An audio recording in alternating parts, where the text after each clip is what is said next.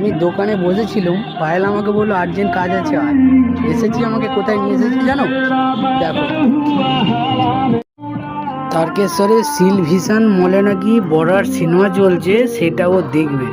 তাই আমাকে ফোন করে বললো আর্জেন্ট দরকার, আসো। এইটা নাকি আর্জেন্ট কাজ, দাঁড়িয়ে দাঁড়িয়ে গল্প করেই যাচ্ছে।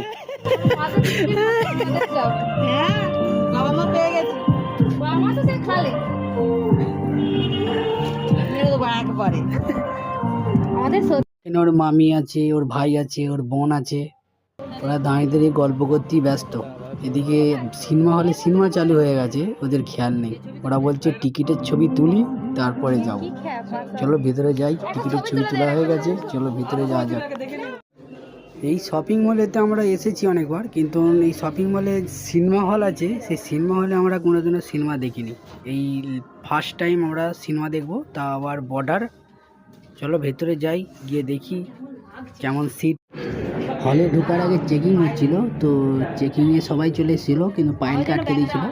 পায়েলের কাছে ব্যাগ ছিল, সে ব্যাগটা চেকিং করছে।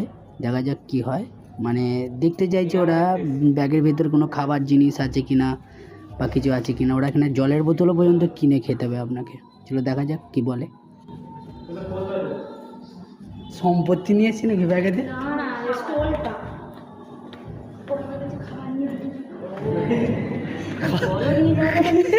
সব এদেরকে দিয়ে কিনতে হবে।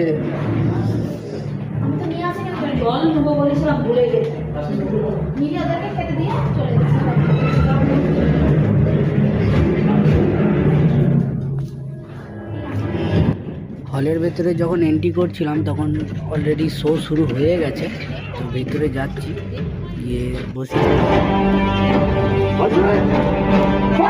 বসার 15-20 মিনিট পর পায়েল বললো চলো কিছু কিনে আনি। আর কিনে আনার সময় পায়েলকে একটু রাগিয়েও দিলাম।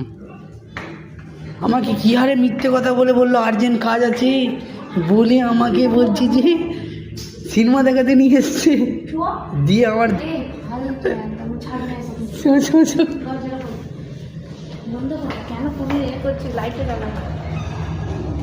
সব খুলে যাবে। আজকের ব্লগ এখান পর্যন্তই। সবাই ভালো থাকবে। গুড নাইট, শুভরাত্রি।